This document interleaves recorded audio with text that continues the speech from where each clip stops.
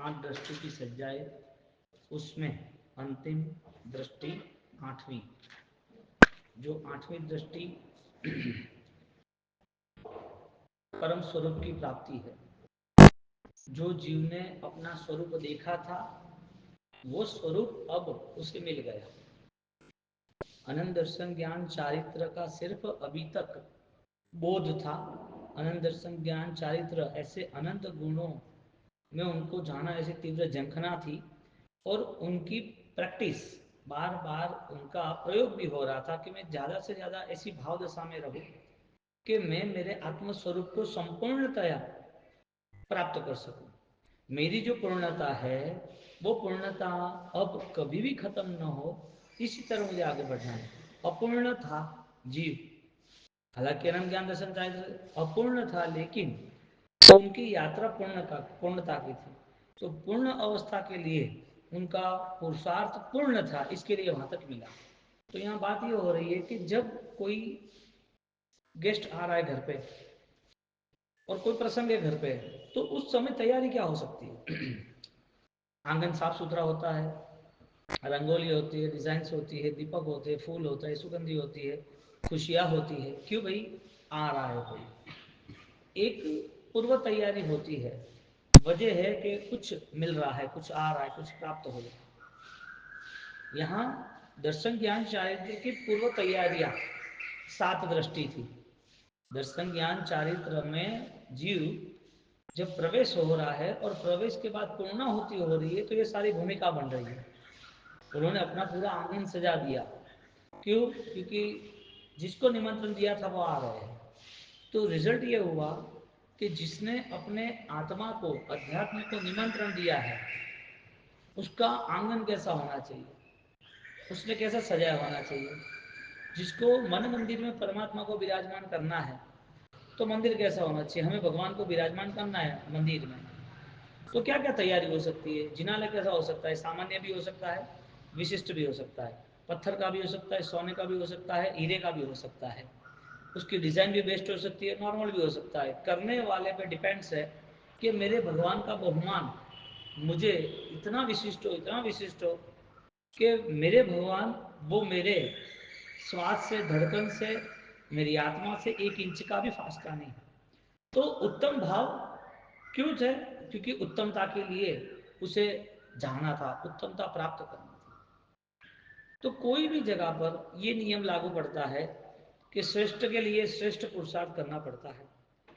शिखर यात्रा होनी इसका मतलब जमीन में तो चलता नहीं है वो, उसकी यात्रा ऊपरी होती है, ऊर्ध्व होती है ना। तो यहाँ गुणस्थानक की जब यात्रा होती है तो उसकी आत्म भावनाओं में क्या परिवर्तन आता है? उसके सारे कसाई यहाँ पर 10वें 11वें गुणस्थान तक समाप्त हो गए। लेकिन जब आत्मशक्ति यानी कि अध्यात्म का आमंत्रण हो रहा है, तो उसका आंगन साफ होना यानी निष्कसाय अवस्थाओं में उसे हर बार अनुभव होता है, निष्कसाय अवस्थाओं में हर बार रहता है। स्वस्वरूप तक पहुंचने के लिए सारे संसार के कनेक्शन उसके लिए पर बन जाते, डिस्कनेक्ट हो जाते हैं। अब जब तक ये भूमिका तैयार नहीं होती संसार के रस से मुक्त होने का, संसार मुक्ति का अभी व्यवहार नहीं होगा।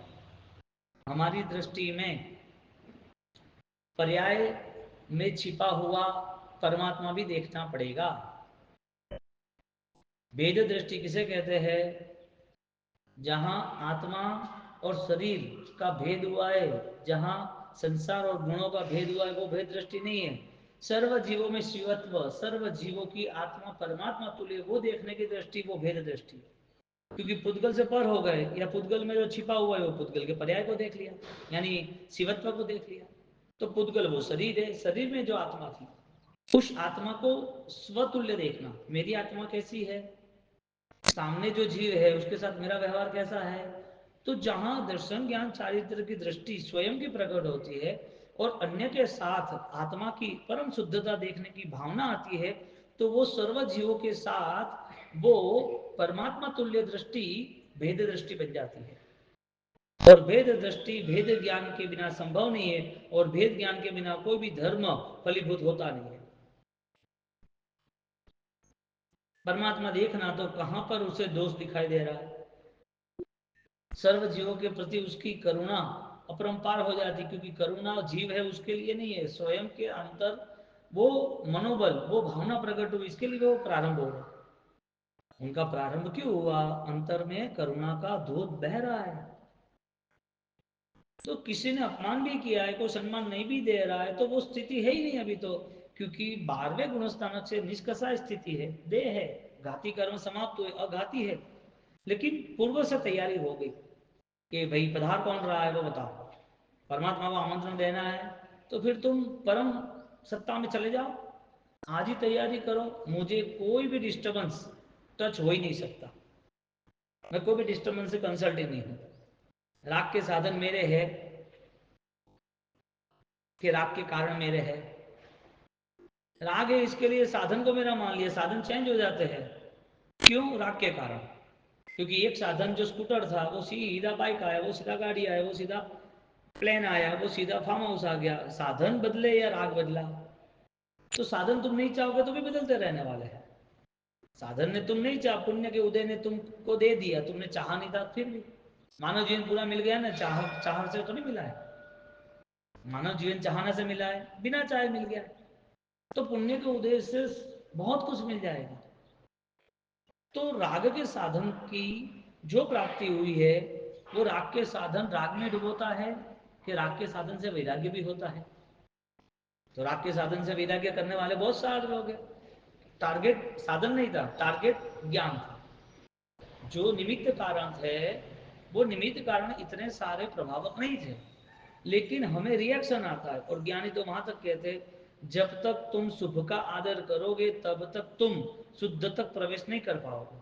शुभ का आदर यानी पुण्यकारी क्रियाएं, पुण्य के लिए जीवन व्यतीत करना, धर्म क्रिया अच्छी हो रही है ऐसा संतोष मानना, परिणाम बदलने की भावना नहीं, ऐसा शुभ का आदर, शुभ का अनुसरण, शुभ के प्रति लगाव, वो सारी चीजें हमें मिथ्या भाव में ले जाती है। तो हमें यह शंका होगी कि अशुभ की सोच नहीं बनानी, हमें क्रिया अनुष्ठान नहीं करना। करना किसने मना बोला? परिणाम क्या है? पुद्गल का है ना, शुभ यानी क्या? पुद्गल। शुभ यानी क्या? नाश, जो बदलने वाला है। तो शुभ के प्रति जागृति जो तुम्हारा नहीं है, तो पर्याय के प्रति जितना जागरूक रहेंगे, इतना हमारा जो पूर्व भोग का जो लेन देन है उसमें ही रहना है ना, तो हमारा विस्मरण तो हुआ नहीं। हमें कहा विसर्जन किया पुद्गलों का? हम शुभ यानी कि धर्म क्रिया, और धर्म क्रिया को हम अपने हिसाब से कर लेते, हमारी अनुकूलता के हिसाब से कर लेते। और वो शुभ भी कैसे साबित होगा? ये तो स्वार्थ साबित हुआ। तो शुभ का यहाँ योग मिला है, लेकिन वो योग फलीभूत तब होता है जब वो योग सफल बनता है। परमात्मा की भक्ति हमें पसंद है और परमात्मा बनना पसंद नहीं है, वो कहां से सीखा? हमें क्रिया प्रति रुचि है, हमारी आत्मशुद्धि के प्रति हमें कोई लगाव नहीं, हमें आत्मशुद्धि के प्रति जागृति नहीं। आमंत्रण किसको देना है? परमात्मा को देना है कि परम पद को देना है? परमात्मा कैसे पधारेंगे? एक पूजा की ढाल है, मन मंदिर आओ रे, प्रभु कहु एक बात लई, अज्ञानी संगे रे, हूँ तो रमियो रात गई। आप मन मंदिर आओ, लेकिन मेरी मोह की स्थिति ऐसी है। आप सोचो, एक आपके हिसाब से आप सोचो कि आप कोई भी श्रेष्ठ चीज और गंदी चीज उसमें आप भेद कर देते हो। कोई आपको कोयला है उसका काला टीका कोई लगाए तो आप माना नहीं नहीं लगाना, लगाना हो तो भगवान की आज्ञा का जो टीका है वही लगाएंगे, बाकी कुछ नहीं लगाएंगे। क्यों भाई? आपको भेद दृष्टि कैसे आई? यहाँ आठवीं ढाल, आठवीं दृष्टि, वो परम सौंदर्य है, यानी कि अब मुक्ति की ही यात्रा पूर्ण होने वाली है। अब अंतिम केवल ज्ञान के बाद की जो भूमिका है, केवल ज्ञान और मोक्ष में अब अंतिम जो देह का विसर्जन होने वाला है। अब देह ही नहीं, देह रहित थे हम। जो देह देख रहे थे वो हमारी पर्याय की दृष्टि थी। उनके पास जो देह था, वो देह से उन्होंने अपनी आत्मदृष्टि को और बलवान बनाया। देह से आत्मदृष्टि बलवान नहीं बनती, लेकिन जब तक देह है तब तक क्या करोगे? तो देह चलता है, वो चलने दो। आप विचार करें, कोई भी पुद्गल के प्रति कोई भी व्यवहार उन्होंने रखा ही नहीं। राजकुमार का जीवन था, मान सम्मान मिलने चाहिए, कुछ नहीं। और ये तो परमात्मा छोड़ो, कोई भी साधना अवस्था में गुण स्थानक का विकास होता है, मैं हो के आप हो। यदि उसे परम पद की झंखना इच्छा, परम पद के प्रति भावना है, तो परम पद के प्रति भावना आज तैयार करनी पड़ेगी। और आज अब हम सिर्फ एक नव्वाणु उपदान या छठ के साथ यात्रा या ओली से हम संतुष्ट होते हैं, तो शास्त्रकार मना करते हैं कि सुभज्ञ प्रति तुम्हारा राग है, तुम्हें ये क्यों करना है वो तय करो, चलो ये करने का निषेध है ही नहीं, ये तो चलने वाला है। क्रिया धर्म विश्व में हर कोई समुदाय में चलने वाला है। हर कोई व्यक्ति को कहीं ना कहीं कोई इष्ट के प्रति, कोई परमात्मा के प्रति, कोई शक्तियों के प्रति आस्था रहने वाली है। हर कोई व्यक्ति को कोई छोटा सत्कार्य जीवन में करना पसंद आएगा ही आएगा। उद्देश्य यदि तय हो गया तो वो निश्चित वहां तक पहुंचेगा, और उद्देश्य तय नहीं हुआ इसके लिए व्यर्थ सामान्यतया उसका पूरा व्यवहार निष्फल साबित होता है। और हमारे जीवन में हम खुद देख लें, हमारे पास यदि बोध है, ज्ञान प्रकाश है, अर्हत पत्रम प्रसूतम गणधर रचितम द्वादशांगम विशाल, परमात्मा का जो वचन है वो क्या है, द्वादशांग की विशालता है। तो परमात्मा ने द्वादशांगी यानी उपनेवा विगमेवा ध्रुएवा, उससे पूरा द्वादशांगी का प्रभाव प्रवाहित हुआ। वो द्वादशांगी किसके लिए है? भगवान ने किसको समझाया? समझदार को समझाया, नहीं समझे तो निकल गए। पहली प्रथम देशना, जो नहीं समझे निकल गए। तो भगवान जैसा श्रेष्ठ निमित्त मिला, भगवान की वाणी जो अति मूल्य है। कल हमने उत्तराधीन सूत्र के 10-9 में अध्ययन में देखा, भगवान की वाणी दुर्लभ है। भगवान की श्रवण की, भगवान की वाणी सुनना वो दुर्लभ है, और वाणी सुनने के बाद उस वाणी पे श्रद्धा आना बहुत ही दुर्लभ है। अब इतनी दुर्लभता होने के बावजूद भगवान जैसा श्रेष्ठ निमित्त मिला, भगवान की वाणी जो भगवान ऑलरेडी जो बोल रहे वो उनका नहीं, आत्मधर्म का है, केवल ज्ञान का बोध है। वो केवल ज्ञान प्राप्त हुआ इसके लिए बोले। ऐसे कई केवल ज्ञानी परमात्मा की ये निश्चित वाणी जो बोली है वही वाणी उन्होंने समझाई है। वो परमात्मा की निर्मल देशना, यानी कि इतना ज्ञान प्रवाह सामने वाले जीवों को ऑलरेडी बोधदायक नहीं बनता है। देखने में कोई कमी नहीं है, सुनने में कोई कमी नहीं है, समझदारी भी है, समझने में भी कमी नहीं है, लेकिन वो निर्णायक नहीं बनता है, अपनी परिणाम की आराधना को बदल नहीं सकता है। जो उन्होंने सोचा है कि मुझे भगवान चाहिए, मुझे भगवान की वाणी चाहिए, मुझे भगवान की क्रिया चाहिए, मुझे तीर्थ चाहिए, मुझे तिथि की आराधना चाहिए, मुझे तप त्याग चाहिए, मुझे ध्यान चाहिए, सब कुछ चाहिए, लेकिन उसकी आत्मा का अध्यात्म सात्विक बने, उसके आंतरिक शक्तियों का बल निर्मित हो, उस लक्ष्य के साथ नहीं जोड़ता। अब ये परिस्थितियों में भेद दृष्टि कहां से आएगी? स्वयं के आत्मा में परमात्मा न देखना, अनंत गुण न देखना, और वो गुण न देखने के बाद सारा धर्म क्रिया करना, वो सारा का सारा पुद्गल यानी शुभ कर्म का आदर जो है, वो शुभ कर्म का आदर उसे आत्मभाव से वंचित रखता है। इसके लिए आत्मा रहित सारी क्रिया मिथ्यात्व है। अब इतना ही कठिन वाक्य है, सुनने वाले तो विरोध उठेगा, दिमाग उसका विरोध में खड़ा हो जाएगा कि ऐसा कैसे हुआ, है तो हो ही नहीं सकता, हमारी क्रिया गलत है क्या, हम जो कुछ कर रहे हैं उसमें कोई फल ही नहीं है क्या। अरे ज्ञानी ने क्या शब्द कहा कि तेरा अनंत संसार क्यों परिभ्रमण हुआ, बता, धर्म क्रिया नहीं की, पूर्व में की थी ना, पूर्व भव में की थी ना, आज तुमने 10-15-20 साल से जो अनुष्ठान तय किए उसमें तय करो ना, चलो ना, भूतकाल छोड़ दो आप, अनंत काल छोड़ दो आप, अनंत काल धर्म नहीं मिला था वो भी भूल जाओ। आज जो यदि अनुष्ठान के लिए हमें यदि अवसर मिला है, तो उस अनुष्ठान में दो ही चीजें, या तो आपका अभिगम है या तो आपका अनुसरण है। अनुसरण की वजह क्या है वो बताओ, रोज सुबह शाम यही प्रवृत्ति करते रहना है। वो सुबह शाम जिस शुभ भाव से जुड़े हैं वो शुभ भाव में जाना है, शुभ भाव का कोई आगे का रास्ता ही नहीं है। पुद्गल के पास क्या है,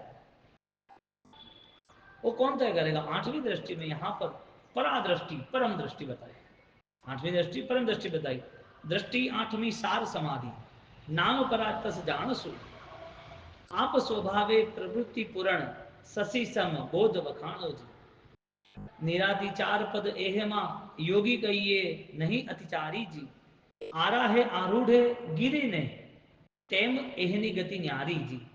परानाम की दृष्टि वो अंतिम दृष्टि, यानी कि अब सूर्य कब में आएगा, कब आएगा, बहुत अंधेरी रात है, परेशान हो रहे हैं, सूर्य उदय होगा, उजाला होगा, फिर रास्ता मिलेगा, फिर आगे निकलेंगे। अंधेरी रात को कोसने वाले, सूर्योदय का इंतजार करने वाले, जब सूर्योदय होता है तो बैठता है वहां पर। अंधेरे के कारण परेशान था, जैसे सूर्योदय होगा तुरंत रास्ता मिल गया, चलो आगे। सूरज की प्राप्ति होते उसको एहसास हुआ कि अब मैं गिरूंगा नहीं, मुझे ठोकर लगेगी नहीं, अब उजाला है, मैं मेरी मंजिल तक पहुंच जाऊंगा। केवल ज्ञान का उजाला ऐसा प्राप्त हुआ कि उनकी जो यात्रा थी वो परिपूर्ण हो गई, इंतजार खत्म हो गया। अनंत काल जिस भाव से हम रहे थे, अनंत काल हमारा जिस कर्मों के सुख दुखों के साथ, धर्म क्रियाओं के साथ व्यतीत हुआ था, अब कुछ भी नहीं है। अब सिर्फ और सिर्फ मेरी शुद्ध आत्म चैतन्यता की अनुभूति के अलावा कोई साम्राज्य नहीं है। इतना स्पष्ट बोध है कि पुद्गल के सारे खेल आंखों के सामने हैं। बुढ़ापा हो रहा है, बीमारी हो रही है, विश्वासघात धोखा हो रहा है, कुछ नहीं हो रहा है तो शरीर खुद जल रहा है, सब कुछ आंखों के सामने है। ये सब कुछ होने के बावजूद भी आत्मा के स्वरूप की जब बात आती है तो पुरुषार्थ नहीं होता है। ये सब दिख रहा है, चलो इसको हम इग्नोर करते हैं, इसकी इतनी ऑलरेडी शास्त्रकारों ने इतनी आकर्षण यानी इतना लगाव उसका बताया ही नहीं है। लेकिन शरीर का जो व्यवहार हो रहा है वो सारा आत्मा को डुबाने हो रहा है, संसार सारा व्यतीत करना है। आत्मा के गुण जो प्रकट होने चाहिए, जो अवसर मिलना चाहिए, उसका अनुभव के उपयोग दशा का हमारा योग नहीं बन रहा है, चिंतन ही नहीं कर रहा है। तो जो दिख रहा है, जो हो रहा है, उसमें हमारा रोल क्या है? एक चिंतन करने वाला व्यक्ति वो सही गलत का निर्णय कर सकता है नहीं कर सकता है? तो सही गलत का निर्णय करना, इसका मतलब ये है कि वो अपना निर्णय इतना मजबूत ले ले कि उस निर्णय के साथ उसका टारगेट कंप्लीट हो। निर्णय लेना और निर्णय के साथ वहां तक पहुंचना वो परम पुरुषार्थ है। हमारे पास चिंतन होता तो निर्णय होता, निर्णय होता तो योग्य अयोग्य में हमारा आचरण होता, और वो आचरण हमारा आत्मा की यानी कि शुद्धि के लक्ष्य होता। इसके लिए दिन प्रतिदिन गुणों की वृद्धि होती। आज मोक्ष जाना इसका मतलब हमारा 7वें 8वें भव में मोक्ष हो जाएगा? तुम पिछले 5-10 साल कैसे जीवन जियो वो तो देखो, फिर छठ के साथ यात्रा के 9वें भव में, 8वें भव में, 7वें भव में मोक्ष की बात करना। कैसा सिंपल कॉम्प्रोमाइज कर दिया है, धर्म के नाते कितना झूठ खड़ा कर दिया है, कॉम्प्रोमाइज कर दिया है कि क्रिया कर देंगे तो कल्याण हो जाएगा। क्रिया से कल्याण होता तो दोष का समाधान कैसे करना, दोष का विसर्जन कैसे करना? क्रिया से करना कि ज्ञान से करना? इसके लिए क्रिया के प्राण ज्ञान बना दिए, और जिसके प्राण नहीं है क्रिया के, ऐसी क्रिया को निष्फल बताया। जो लोग जिनके जीवन में क्रिया का आकर्षण बढ़ गया है और क्रिया की प्रवृत्ति ज्यादा बढ़ गई है, वो अपने दोषों को ध्यान नहीं देता, तो क्रिया के टाइम उसके पास ज्ञान दशा का योग ही नहीं था। और जैसे ज्ञान दशा का योग बढ़ गया, वही क्रिया उसकी निर्दोष बन गई, निर्दम्ब बन गई, निर्भार बन गई, निर्मोह बन गई। क्यों? क्रिया ने उसे कुछ दिया या ज्ञान ने उसे कुछ दिया? उसको देने वाला कौन था? तो जहां आत्मा की अनुभूति जब दर्शन ज्ञान चारित्रिक परम चेतना पर जाती है, तो सारी क्रिया प्राणवान चेतनावान बन जाती है। इसका मतलब यह हुआ कि क्रिया में सर्व जीवों के प्रति भेद दृष्टि के कारण सर्व जीवों के प्रति अनंत दर्शन ज्ञान चारित्र दिख रहे हैं। मैं पुद्गल से मुक्त हो रहा हूं वो बात नहीं है, मैं मेरी आत्मा को सारे कर्मों से, सारे ज्ञान से मुक्त करूं वो बात नहीं है। मुझे सर्व जीवों में शिवत्व दिख रहा है, एक रूप तिहु काले रे। द्रव्य गुण पर्याय की ये सूत्र की बात, एक रूप तिहु काल है, तीनों काल में हर जीव में अनंत दर्शन ज्ञान चारित्र उपस्थित है। मेरे अनंत दर्शन ज्ञान चारित्र का स्वरूप का भाव दशा का मुझे जो अनुभव हो रहा है वो सब जीव में है। अब हम हमारे स्वार्थ के हिसाब से हम जुड़ गए धर्म, मैं तो कर रहा हूं ना, और वो तू तू ये कर रहा है, तूने ये किया, ये तो गलत है, ये तो नहीं होना चाहिए। उसको क्रिया के माध्यम से उसको धर्म में जोड़ना है या उसकी आत्म चेतना के माध्यम से जोड़ना है? चेतन ज्ञान अजवाड़िए टाड़िए मोह संताप रे। यदि प्रॉपर स्टडी होता तो वो स्टडी का बेस मजबूत होता, और आधा अधूरा स्टडी होता तो हमें हर साल कोई नई नई क्रियाओं के आकर्षण के साथ हमें उत्साह उमंग बढ़ता। तो प्रॉब्लम क्या हुआ, शुभ का जितना आदर हुआ ना, वो शुभ के प्रति जितनी जागृति रही, वो जागृति कर्म बंध की रही, कर्म स्थिति की रही। इसके लिए कर्म करते करते आनंद आता है, क्योंकि उसे धर्म मान लिया, सत्कर्म को करके। और धर्म मानते मानते हम आगे इतने बढ़ते गए कि वो ही सत्य मान लिया, दूसरे जीव के प्रति घृणा के अपराध बोध वो तो छूटता ही नहीं। कोई सही गलत वो निर्णय तुम कर सकते हो, किसी आत्मा के प्रति जागृति आएगी तो उसके जीवन में सही गलत की बहुत चिंता ही छूट जाएगी। ज्ञान ही कहते हैं कि दर्शन मोह विनाश दीजिए निर्मल गुण था। मोहन का क्षय मोहना वो निश्चय का सम्यक दर्शन का प्रारंभ है। अब मोह की स्थिति कम होनी चाहिए, वो हमें ज्ञान नहीं है। यदि ज्ञान है तो सिर्फ श्रुति गानम, हमने सुना है, सुनना वो पुण्य का उदय, इसके लिए हमें आनंद आता है। पुरुषार्थ यदि होगा तो परादृष्टि, आठवीं दृष्टि पे वो पुरुषार्थ परम होगा, और परम पुरुषार्थ भेद दृष्टि का बताया, और भेद दृष्टि ही वो उसका अंतिम लक्ष्य यानी अंतिम रिजल्ट है। तुम्हारे आत्मा का अकाउंट कौन करता है? किसी और की आत्मा में प्लस माइनस है वो तो कौन तय करता है? शास्त्रकार कहते हैं कि तुम किसी आत्मा को अपने गुण दे नहीं सकते, किसी आत्मा में तुम गुण प्रकट कर नहीं सकते। निश्चय उपादान यानी कि व्यवहार और उपादान उसकी भूमिका ही अलग है। अब जहां पर हमने पूरा व्यवहार अपने उपादान से दूसरे को तय कर दिया, तुम्हारा जो संस्कार है, तुमने जैसे जीवन व्यतीत किया, तुम्हारा बेटा जीवन व्यतीत करेगा, पोता करेगा। तुम्हारी जो थॉट्स है, तुम्हारे जो विचार है, तुमने जो धर्म किया है सोच के नाते, वो तुम्हारा बेटा करेगा। और करता तो एक संसार में एक साथ सबकी पारिवारिक दीक्षा होती ना, एक साथ सबकी क्रिया होती ना, यदि थॉट्स प्रोसेस होती प्रॉपर होती तो पॉसिबल नहीं। इसका मतलब क्या हुआ? निज गुण से, निज भावों से जितना हो सकता है वो बेस्ट है। तुम सिर्फ विचार का आदान प्रदान कर सकते हो, भावों का आदान प्रदान नहीं कर सकते, और भाव कभी कोई खरीद नहीं सकता। वरना प्रभु महावीर गौतम स्वामी को हाथ पकड़ के लेके जाते हैं। इस संसार में कोई व्यवस्था ऐसी नहीं है कि एक द्रव्य दूसरे द्रव्य का उपकार कर सके। दृष्टि है व्यवहार की, वरना तो ये भगवान किसी को दुखी देख ही नहीं सकते हैं ना। उनका इतना अनंत ज्ञान है, अनंत शक्ति है, तो सबको सुख दे देते हैं। निमित्त कारण कभी भी सुख दे नहीं सकता, सुख स्वयं का उपादान का ही होता है। इसके लिए ज्ञान को ज्ञान दशा का, क्रिया को क्रिया दशा नहीं कहा। ज्ञान को गुण दशा का, क्रिया को गुण दशा नहीं कहा। तो यहाँ आठवीं दृष्टि में, दृष्टि आठवीं सार समाधि नाम करातस जान हो रहे। कौन सी दृष्टि? परादृष्टि। आप स्वभाव प्रवृत्ति पूर्ण शशि सम बोध वखाणु रे। अपने आप में पूर्णता का इतना एहसास होता है कि वो क्रिस्टल क्लियर, जो आईना है उसको तुम देखो, आर पार क्या दिखता है? आईना क्या दिखता है? हाँ, एक स्फटिक है, उस स्फटिक के पीछे लाल कपड़ा रख दो। सवासो गाथा की तीसरी ढाल में ये गाथा है, लाल कपड़ा रख दो, स्फटिक लाल है कि सफेद? उसके पीछे येलो पेपर रखो, रेड पेपर रखो, स्फटिक जो था वो कैसा कलर का है? रेड है। अरे दिखता क्या है वो बोलो ना। जहां प्रथम चार दृष्टि जो है, जहां सम्यक दर्शन प्राप्त नहीं हुआ है, उस जीवों को पर के आधारित सारा कल्याण दिखता है। भगवान ने यदि ये व्यवहार किया तो तिन्नारम तार्याण नहीं होता। भगवान ने बोध दिया, लेकिन आत्म जागृति के लिए लगा कि आत्म जागृति नहीं मिला, निकल गए वहां से। पहले देशना निष्फल की होगी कि उसको वो अर्हद वाणी जो है, अर्हद वक्रम प्रसुतम गणत रचितम, हाँ, मोक्षाग्रद्वार भूतम व्रत चरण फलम। उसका व्रत चरण पालना वो जरूरी नहीं था, व्रत चरण का फल ये था कि वो मुक्ति के मार्ग पर निरंतर वो आगे बढ़े। तो परिणति जो है, परिणति भी नहीं कह सकते, अनुभव जो है, उस अनुभव की स्थिति क्या है?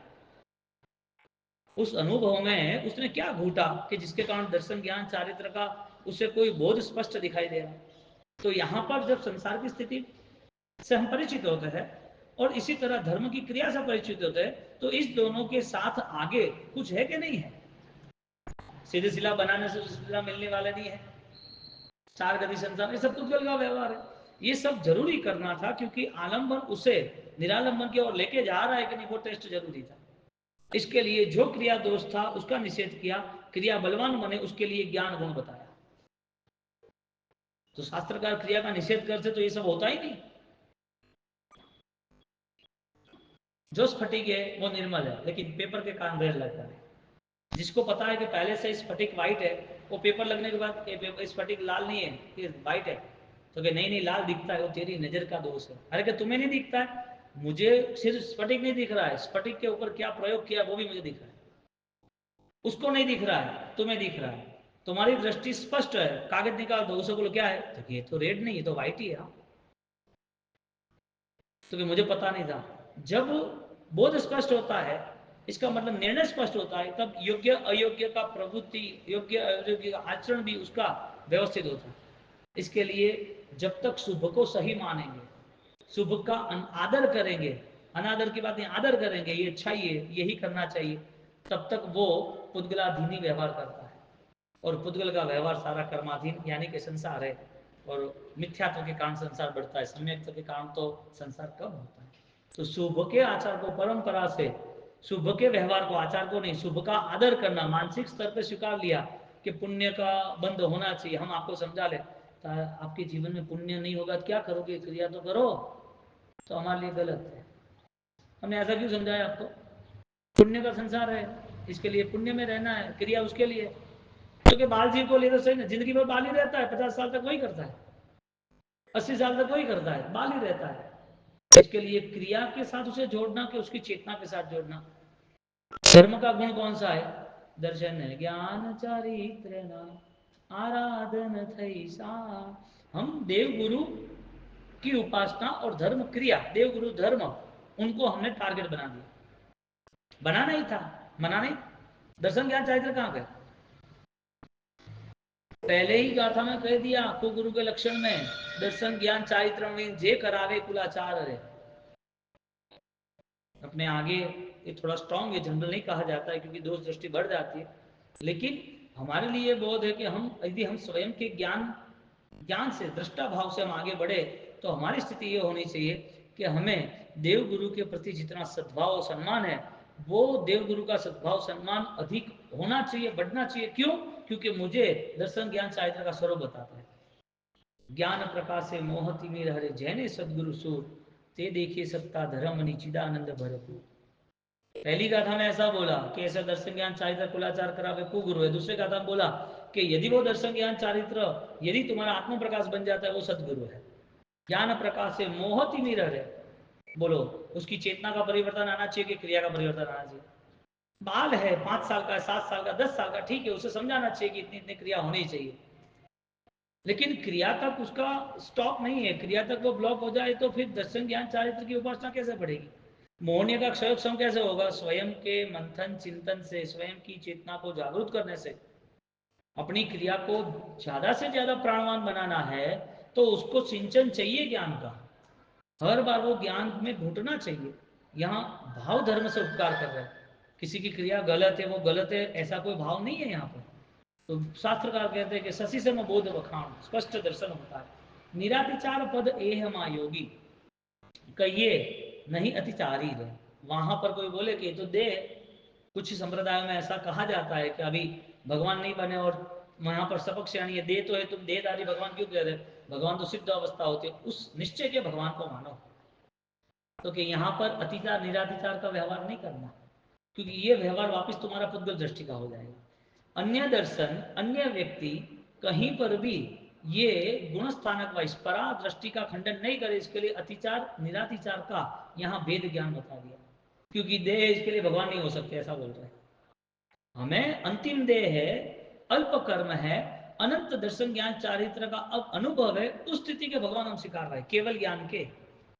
हम देह के भगवान की बात नहीं कर रहे। तुम जो देख रहे हो वो देह के कारण अतिचार अनाचार देख रहे हो, अतिचार देख रहे हो, आचार देख रहे हो। हम जो देह देख रहे हैं उस देह की आत्मा केवल ज्ञानी है, तीर्थंकर है, समसम में बैठे, उनका केवल ज्ञान अनंत जीवों का कल्याण करे ऐसा है, अनंत जीवों में केवल ज्ञान प्रगटे ऐसा है। उनका एक दीपक प्रगटा है, हजारों दीपक बुझे हुए, अब धीरे धीरे धीरे सारे दीपकों की रोशनी बाहर आ जाएगी, ऐसा केवल ज्ञान है। इसके लिए हम केवल ज्ञानी प्रभु का दर्शन कर रहे हैं। हम संसारी देह को नहीं देख रहे, हम अनंत संसार वाले को नहीं देख रहे, हम तो अंतिम संसार है, अंतिम भव है। ये आरूढ़ है, आरोह है, आरूढ़ है गिरी ने तय में गति न्यारी। अब जो चढ़ रहा है शिखर पर, उसका लक्ष्य शिखर का बन गया है, वो कहाँ रुकेगा भाई? यहाँ पर धर्म संन्यास योग प्रारंभ होता है, सामर्थ्य योग प्रकट होता है। 3 योग की बात है, वो हम अवसर पे लेंगे। मित्रा क्या अपना इच्छा